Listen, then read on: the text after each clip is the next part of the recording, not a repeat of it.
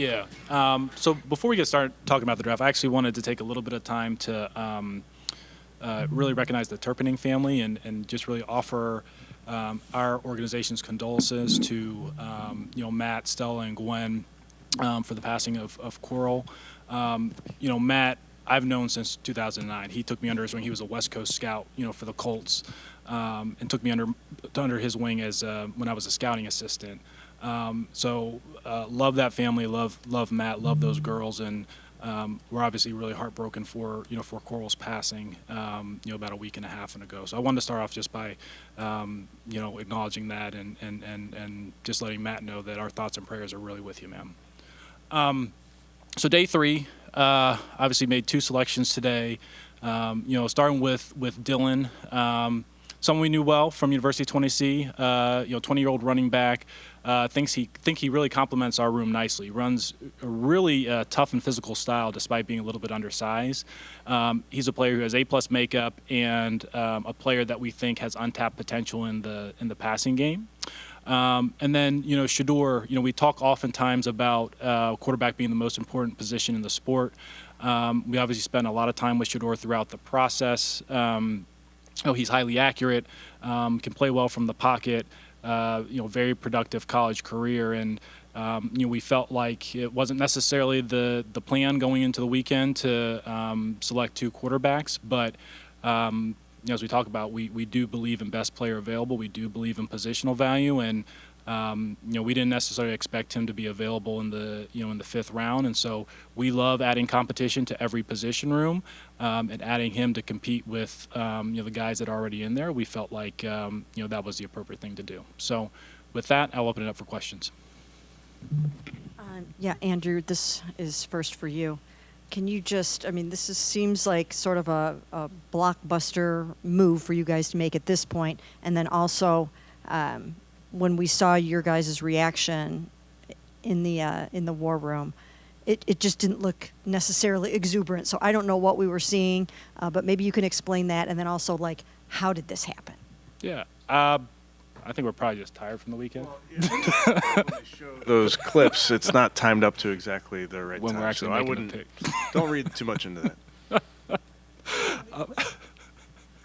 you just explain? This is a pretty big deal after everything that happened with Shedeur, this epic free fall that he had.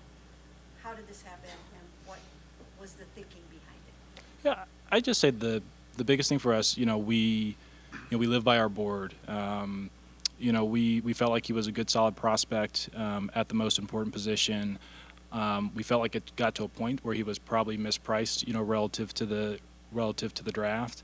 Really the acquisition cost was pretty light, and it's a guy that we think can outproduce his draft slot. So I wouldn't say it's any more than that. Mary Kay, I think obviously Shedeur has kind of grown up in the spotlight. But our expectation is for him to come in here and work and compete. Nothing's been promised. Nothing will be given. I may hesitate to characterize it as a blockbuster. That's not necessarily how we thought of the transaction. But we are excited to work with him. Jeff, right here. Both of you, I heard what you just said about Shedeur, but isn't a circus going to come along with this pick, even if it's not intentional? It seems everything follows him. I'll go. Our guys understand, Jeff. When you're in the building, we're here to work. We don't pay much attention to what's on the outside. We know we've spent a lot of time with Shedeur. We know what he's about. He's coming in here to work, just like all of our other players. For both of you, Kevin, AB, either one of you, what are the biggest maybe misconceptions about Shedeur's game in terms of the way he plays the quarterback position, traits, that sort of thing?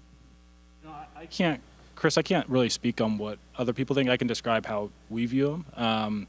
We view him as a highly accurate pocket passer. He does a really good job of protecting the ball. He has enough of the physical characteristics, whether it's arm strength or mobility. Like all young players, there are things to improve. I think probably much has been said about the number of sacks he's taken. Some of that is environment, and some of that is his improvement on his end for sure.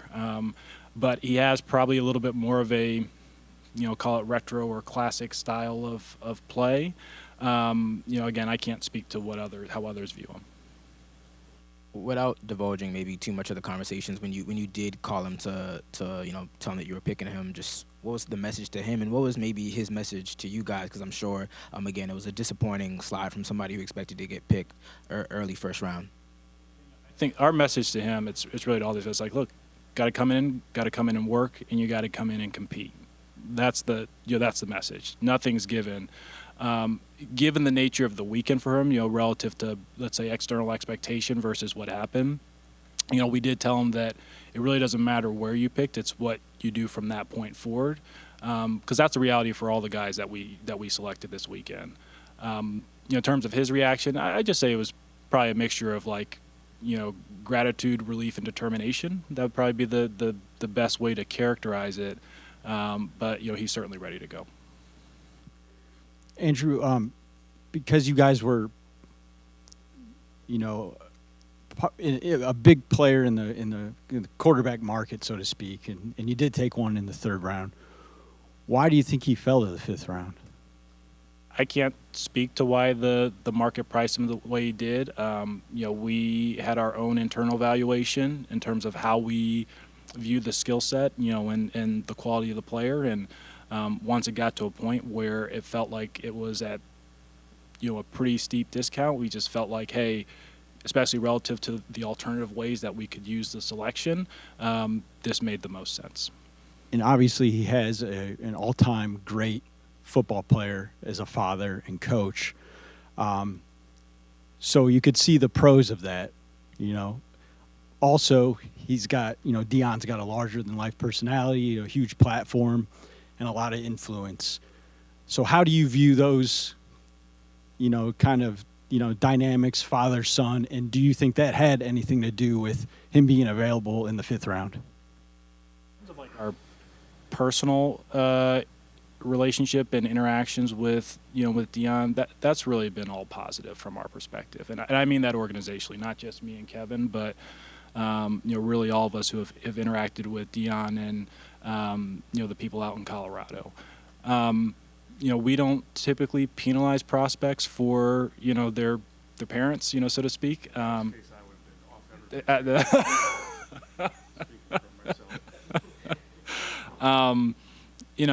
I can't say if that was a factor or not for for other teams, but that was not a significant factor for us. Yeah. You said it became where you could get Shedeur at a steep discount. So did the decision to trade for him and make that pick come together pretty quick? It did. At some point you go, okay, now's the time to make a move? Yeah, I'll be honest. We typically go into day three with a number of names, because that's usually where the boards across the league, they kind of disperse. We did get an early run on some of the players that we were targeting, and as we thought, like the distance that our last two picks were apart, and the way we could just kind of maximize those resources between the position and how we graded the prospect, we felt like this was it. It's maybe a little bit like what I talked about at the top of the draft, that when people think of a singular pick, it's oftentimes, okay, well, like, who are you going to select? But there are just so many different ways that you can use that resource to improve your team, and so we just try and think of it broadly.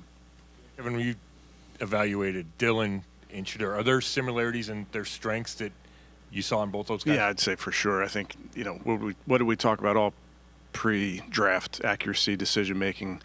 So I think that's strength of both of those young men. Andrew, do you find anything odd with the fact that you traded away Travis Hunter and traded for Shedeur Sanders? I guess I never really thought of it, that way, Tony, till you mentioned it. So I'll be honest, I had not really given that any thought. We saw Jimmy right behind you guys. Were you encouraged by the owner to make this move? Jimmy lets us do our jobs. Yeah, Jimmy lets us do our jobs.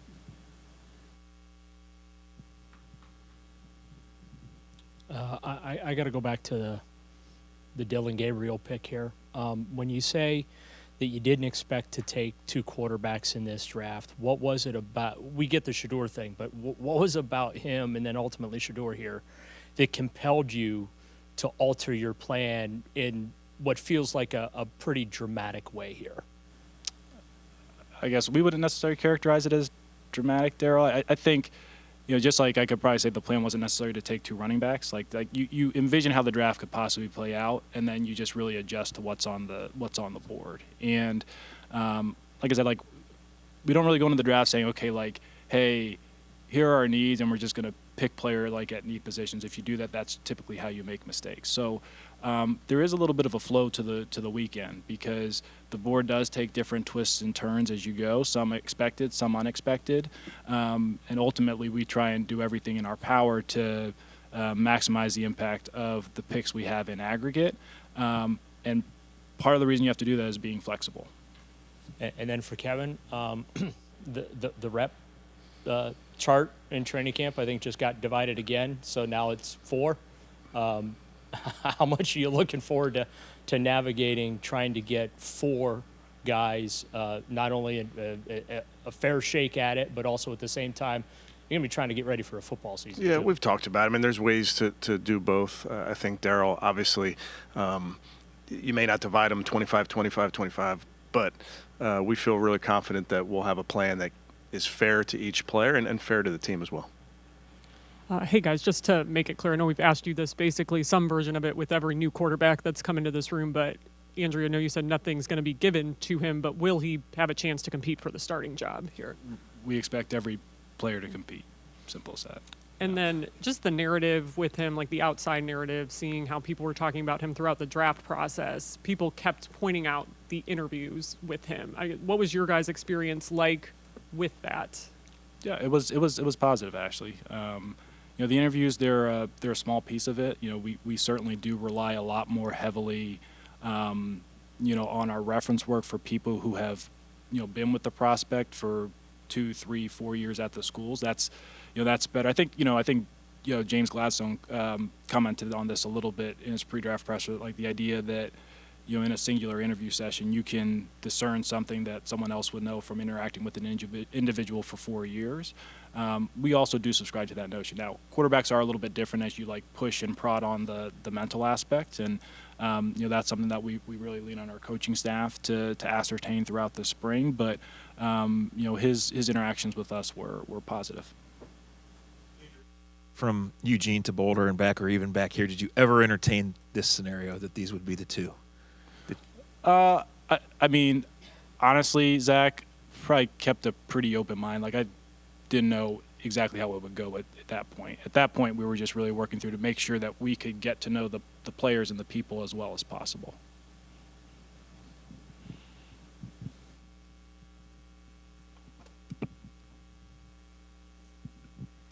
For both of you guys have talked about the importance of the cultural fit of these guys. So for Shador, how do you envision that going? What enticed you to come back and get him in terms of the fit as him as a person? I think Shador, he is probably a little bit opposite in terms of his personality of his dad. Obviously a little bit quieter, a little bit more introverted. But we felt good with him. We felt good with him as a person. He works hard. He's a really good kid. He wants to be great. His teammates, loved him in Colorado, and I know he'll come in here ready to work, ready to try and put his best foot forward in all areas of competition. I know you guys are crazy busy in the war room, and you don't have time to pay attention to a lot of the things that are going on. But were you aware at all that Shador received like a really nasty prank call during the draft, and so? Just wondering, I know you guys got to know him really well. You developed an affinity for him. Can you just address your reaction to that? Would be my reaction to that. I mean, it's sad that these young men have to deal with this. That happened a lot in the green room in Green Bay. Guys were getting calls, so it's silly, but onward and upward. And knowing Shador as well as you got to know him, do you feel like, he'll kind of be able to overcome or bounce back the adversity of what happened this draft weekend and kind of get his head back on and march forward? Like, I think all of our guys, I think every player, when they come into the draft, knows what number they were picked or if they were unpicked, and you can use that as motivation. We don't care once they walk in the doors. Don't care, first-round pick, seventh-round pick, undrafted. Once you're here and you're on our football team, you're a part of this culture, you're a part of this family, and we're just going to keep our head down and get to work. Andrew, because you said you didn't necessarily expect him to be where he was, so you're having to pivot. So did you come into the building today thinking if he's available in round 5, we're going to make a move for him, or was it in real time, or how did all that go down? Question. Yeah, no, it was something, going into day 3 of the draft with him still on the board, it was a thought of okay, well, depending on how far he goes, that'd be something that we would be interested in potentially taking him off the board. So, once and in fairness, some of that is relative to what else is available to you from a prospect standpoint. And so, as the names kept coming off the board, and we saw how we were positioned, we just felt like the value was there. This is just a bookkeeping one. I know you're not going to directly answer it, but Kenny Pickett, do you decide in May whether to pick up that 5th-year option, or how does that work? So that would have been last year with Phil. You have to make that decision after year 3, since he's already in year 4. That's not a decision that we make. Yeah. You take 2 running backs, Quinshawn and Dylan. Is it fair to assume, or would it be fair to assume that what that means to Nick's potential future with the franchise as a potential re-signing? Good question, Chris. I'd say not necessarily, but the complexion of our running back room has changed this weekend, and so as we work through the undrafted free agency process, maybe take a breath on Sunday. We'll reassess kind of where the roster is and what opportunities are available to us, on the veteran market, and then we'll operate from there. Andrew, I think there was at least some thought that you guys might target or try to find a wide receiver in this weekend during the draft. Would you sort of say at this point that's an area you feel is still a work in progress in terms of maybe you're going to address it in the weeks ahead?